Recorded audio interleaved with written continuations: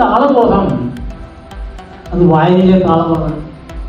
ഈ വായിച്ച് വളരുവാൻ കഴിയുന്നത് കുഞ്ഞുണ്ണി മാഷ് പറയുന്നുണ്ടല്ലോ, വായിച്ചാലും വളരും വായിച്ചിട്ട് തിന്നാ മതി. തീറ്റ കഴിയുമ്പോഴൊന്നും ശാരീരികമായി നമ്മൾ വളരും. ശാരീരികമായി വളരുന്നതനുസരിച്ച് തന്നെ മനസ്സ് വളരുന്നില്ല എങ്കിൽ ആ വളർച്ചയിൽ പറയുന്നത്